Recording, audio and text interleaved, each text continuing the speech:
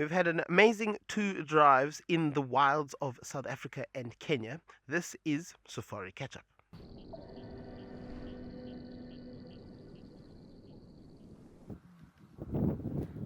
Good luck, Steve, with your find.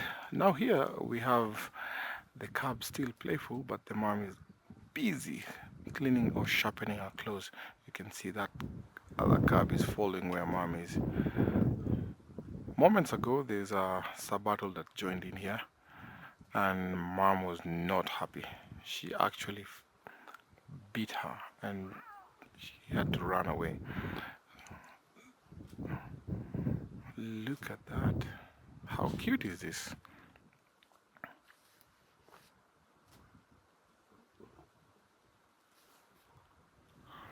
That's one of the big male we saw yesterday.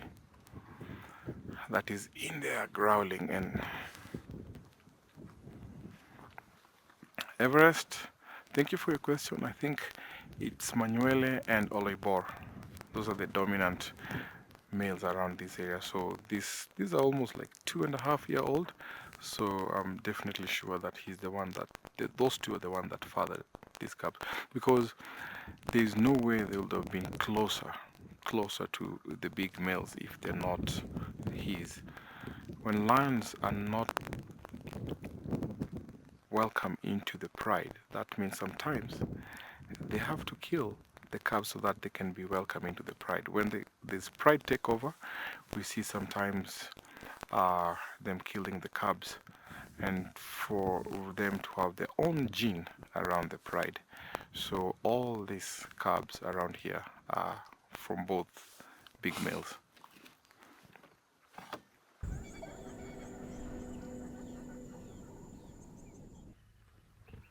We've had a few elephants up until now. Now another lovely elephant. The Valens cuckoo.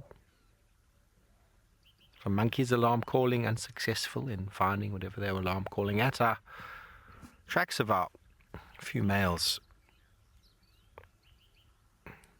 The roads have there's been a bit of a change in some of the areas here. The road we were moving along was closed. We were diverted once again, so we've just done a huge loop around. Some of these blocks are really, really large. We're doing a huge loop around to see where maybe we can figure out where they've gotten to, as those tracks were very fresh. Violet-backed starling. Look at that, everybody. One of the most beautiful birds this time of year. Used to be known as the plum-coloured starling.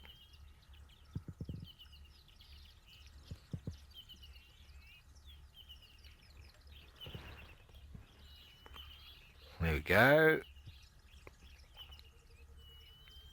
You hear him calling even. There's the male. Come into breeding. He's trying to show off to the ladies. Such a beautiful boy, isn't he? It's my first violet back for the season. You know, when you see violet backs, that summer is around the corner and all things are turning into green. The insects are going to be returning in full force. And imminent impala lambs.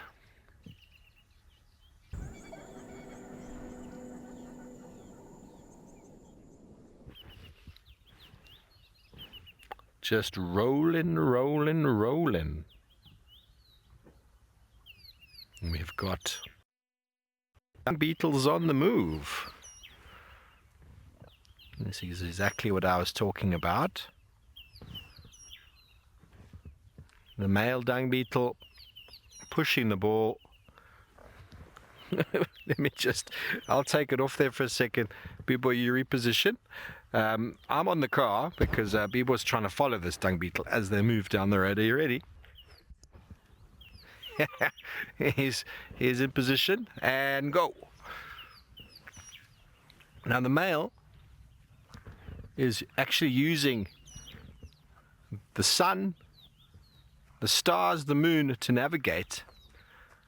as he tries to move the dung, the precious dung, away from the resource, from where the elephant has deposited it. As he's doing so, the dung is getting covered in soil and sediment. That's coating the dung itself, which will form almost like a clay package. And that is the female holding on, waiting for him to be prepared to bury it. They will mate, and then she will oviposit an egg inside of the dung ball. So you see, every time he climbs on top and goes in a 360 degree, he's orientating himself. Every time some obstacle prevents him from going in a straight line, he has to go on top, do a 360. And they did a lot of studies about this, how the dung beetle uses the sun, the moon, and the stars to orientate.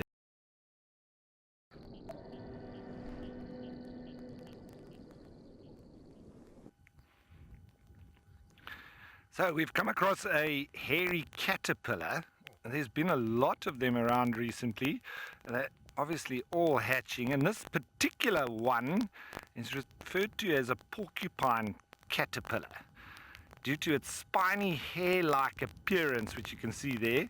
And it's used for the caterpillars of the Drepinidae family, and this would obviously metamorphosize into a moth.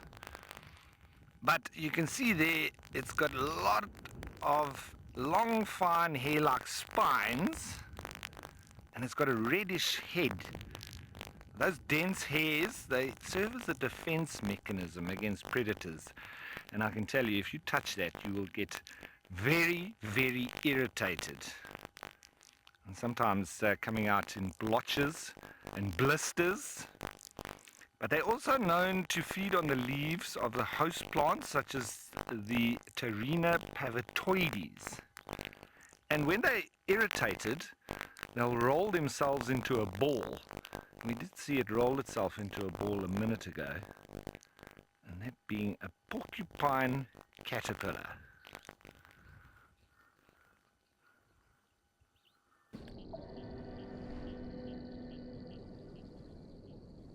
This part of the Mara, look at what we have. We have a black bird, sooty chat. These are not just ordinary birds.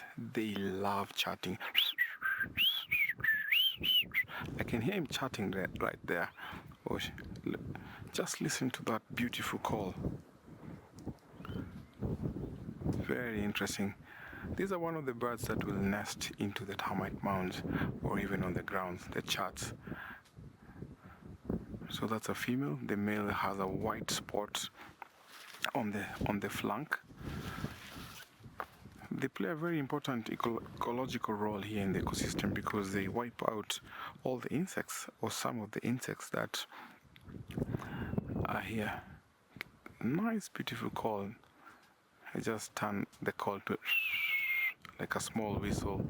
Looks like there's a hive of activity because he keeps on moving from one place to another.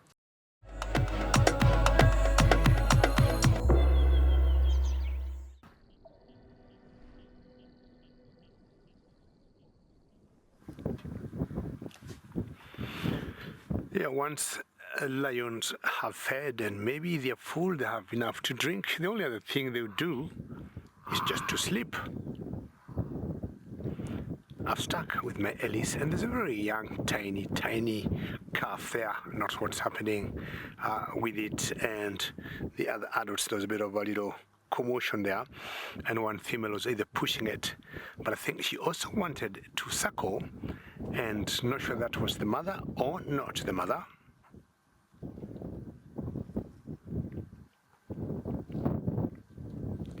We all know Ellies feed for very many hours. When you say lions also spend so many hours sleeping, we also say Ellies spend so many hours feeding. Not sure lions will sleep 13, 14, 15 hours. Of course, males are sleeping more than the females.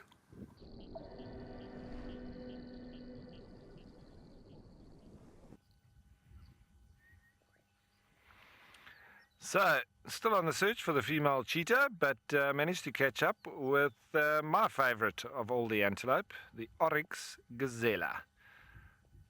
The most regal of the lot. And now you can understand why I say that they are the most dangerous of all the antelope. You can see those scimitar-like horns of theirs. The one on the right there looks like it's only got one horn, and I've seen it on multiple occasions in the Namib, where they are the most numerous. No, that does have two horns, in fact. It must have just been one behind the other, but deadly straight. Where you do only get, you see a lot of oryx with just one horn, and mainly it's through fighting with another. And I've even come across multiple carcasses on my trekking expeditions with guests who are tracking and trailing desert elephants in Damaraland, as well as in the south, obviously not following the elephants, but in the Namabrand, where I've found a carcass with a horn stabbed in it.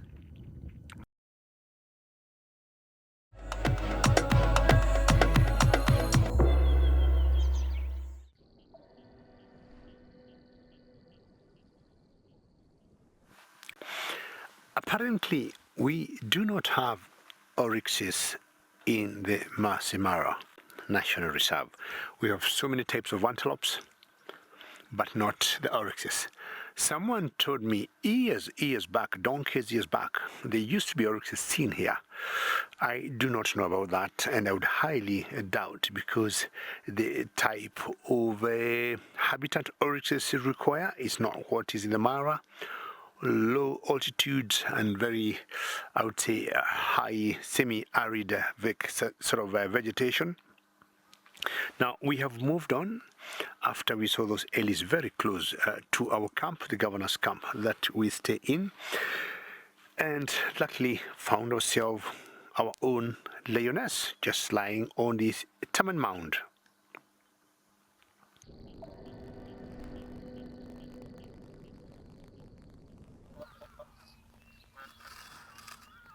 Well, ladies and gentlemen, we have jumped off the vehicle and we have found ourselves, well, it's basically not found ourselves, it's just a bit of a follow-up of what we saw the other day, but we had here some guinea fowl digging here, rummaging through some elephant droppings here, which is quite interesting. They've dug themselves quite a bit of a crater. I don't know what they were looking for all the way here, but I mean, look how deep that was. I mean, they literally scratched around. You can still see some of the marks where they kind of their feet dug in. A lot of sand over here on top of the droppings, so obviously something must have burrowed underneath the droppings, some form of insect that they wanted to get at, and well, I'm sure they did get at it. Now, you would think that this was quite old droppings because it's fairly dry. I mean, look at it. It looks quite dry. But if you turn over some of it over here, you'll find that it's not actually as dry as one would think it is. Now, if you look carefully, you might even find some of the insects that said guinea fowl were going for, or some of the seeds that they were going for. I mean, over here, there's even a little seed. Oh, no. Who are you? There's a little caterpillar in there. Come on. I wonder if I can actually get him out here. Possibly not.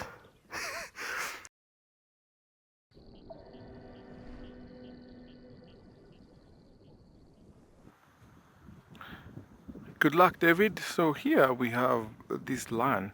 He's also absorbing his vitamin D. You might think that he's lazy, but just enjoying that morning sun. This helps also maintain their warmth, because he was cold in the night. The night here can be cold. Oh, the rest of the pride is growling there. So he's watching over now. See, one of the lionesses has come out. Look at how he's looking at her, trying to pick any scent. He's sniffing the air there.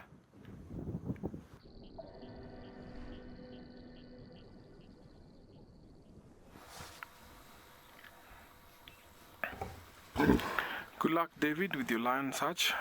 Right here at the core area of the Blackrock Pride, we have this pool here, and look at it.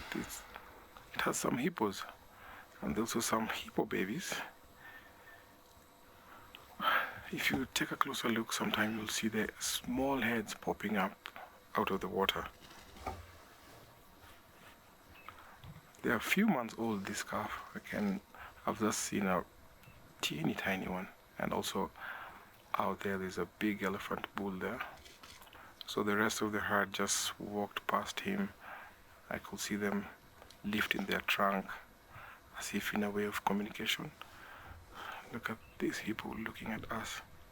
So it does not feel that he's in danger at all, because that is their safest point. When hippo are threatened out of land, that's when they can attack. Or even if you got that close, maybe closer to the bank, they might attack. But here, they're not used to vehicle attacking them here. That's why he's going in and then a little bit up for air.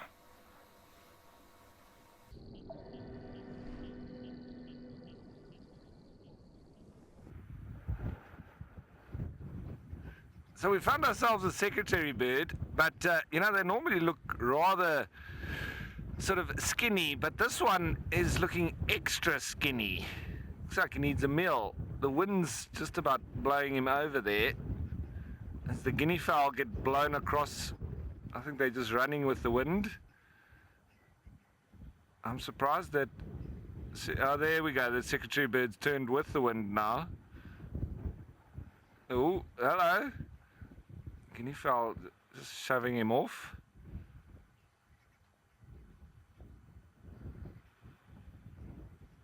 Incredibly thin legs. Obviously no feathers on the legs, being a snake hunter.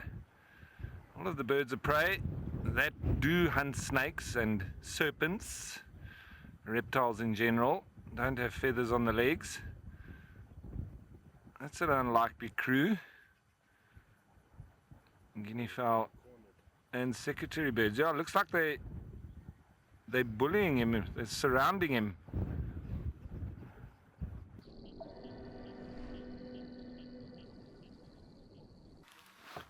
Back here at the Sand River, we have the cubs, and from what I've seen, the lionesses are across the Sand River into the Serengeti side, and there's 2 males around there.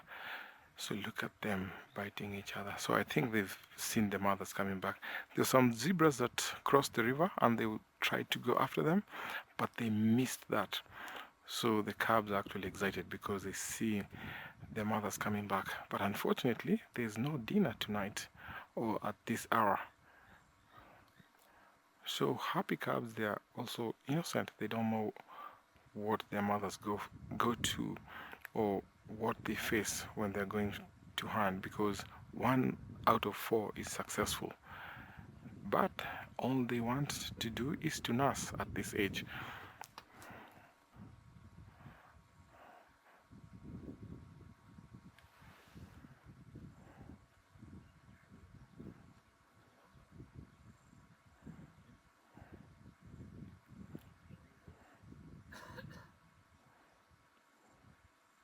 So lions are one of the social cats, and they create that bond when they play fight, when they wrestle that way.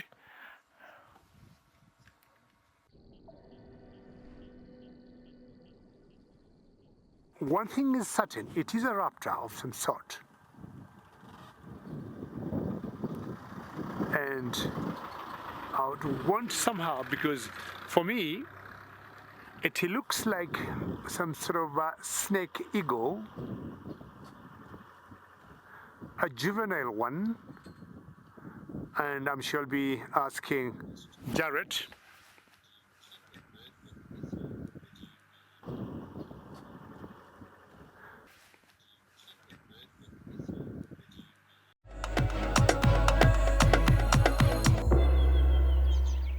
So today I'll be talking about either this grass, but this flower here, it's more colorful than this red oat grass. So let me talk about the flower.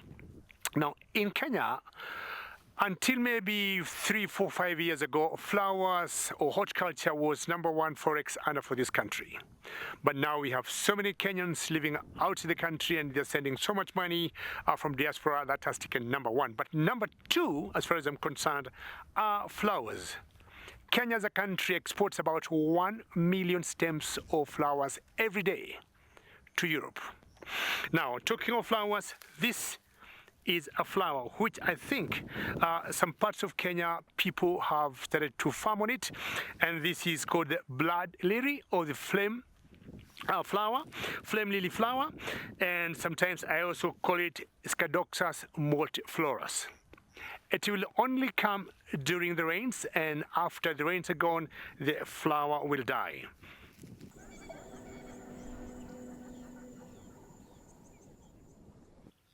Good afternoon, everybody. Welcome to Sandringham Private Games of here in the Lowveld, where we have a leopard tortoise where we're not 100% certain if he's stuck in the mud or not. But I'm going to watch him for a moment and see if he needs some assistance. Hello, everybody. My name is Steve. I'm joined by Bibo on the back, and we're out and about here in the northern parts of Sandringham to see what we can find. We're here at Mabula Dam. And this is the dam. That's it. There's not much in the way of water left, just a muddy wallow. And this leopard tortoise, and leopard tortoises are very well adapted to swimming.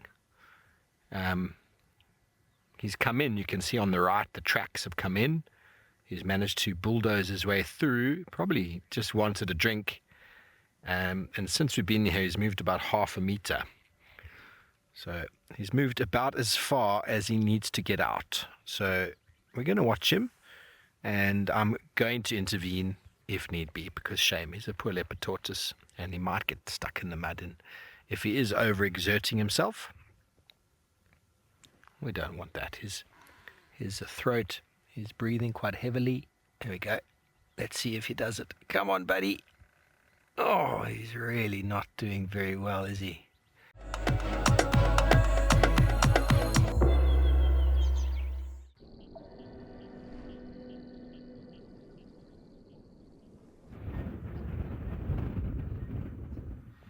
So yeah, we've got some interaction between the ostriches. It looks like this female is making a sort of inroads that she wants to potentially mate with this male that's in full breeding plumage. But I think that female is actually the mother of the little chicks that we do have off. Does she have some chicks there that wants to come in on the party? And so we might have some interesting interaction here now, because the other male has now left the little chicks who are wanting to come across to that female, and now so I'm a bit confused here as to what's going on. You're going to see some little chicks just in front of this male that was displaying. There they are.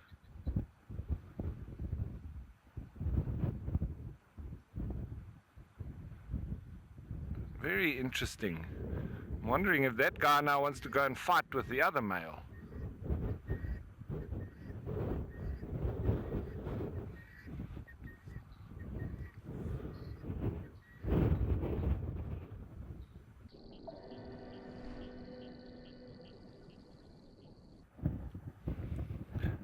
Oh, hello, we've made our way over to the bat-eared fox den site, and just as you've come to us, that's the first time we've seen these little fellows. Perfect timing. We're waiting for them to show themselves. How cool is that? It's very windy, but they're in a nice sheltered spot. They're in the perfect spot for this howling southwesterly wind. So they can see us, but they can't hear us, and they can't smell us. So I'm sure they'll relax with our presence. Not too close.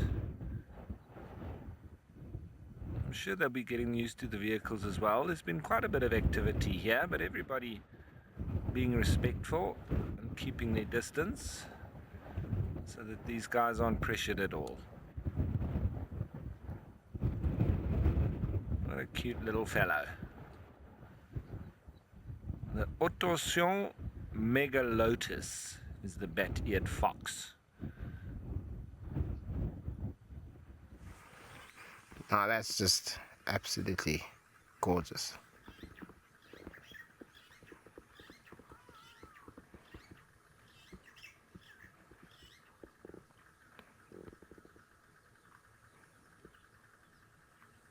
This is so cute.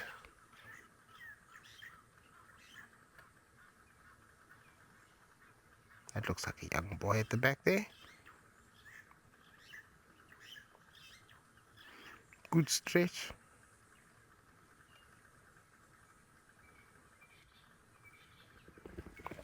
Very good stretch. Stations, I've got viz of these 2 Mafazengala and 3 Mantuans just here off the cut line of Vessels, Little Gowrie, just north of, east of Leadwood Crossing. Only station here. Man, I'd like to respond there, please. You can make your way, I'm the only station here.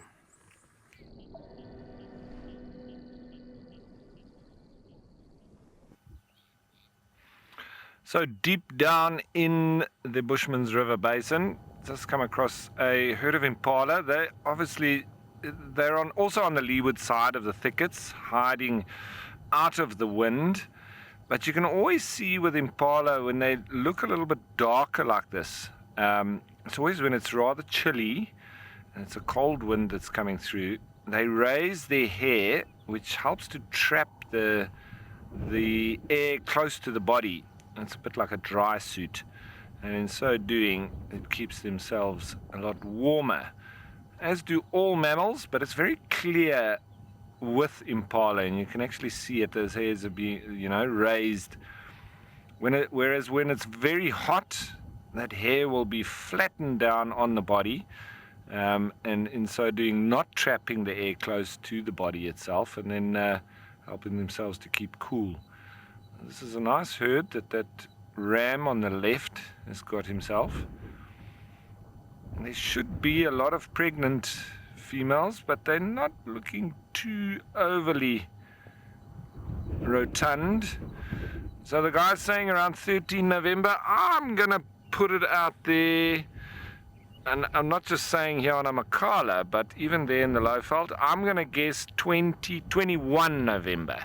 So I'm going to say a little bit later this year. Let's see who's right.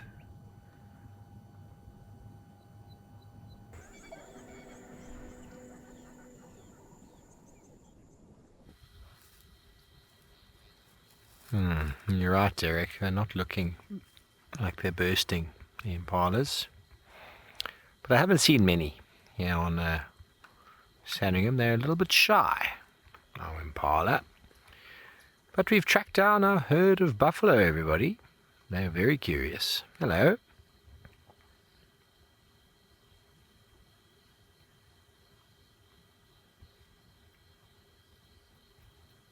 There are many. Just stampeded across the road. Created a lot of dust.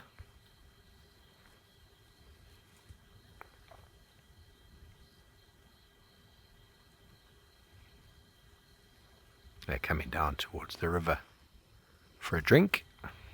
If they haven't done so already, I think they are heading down.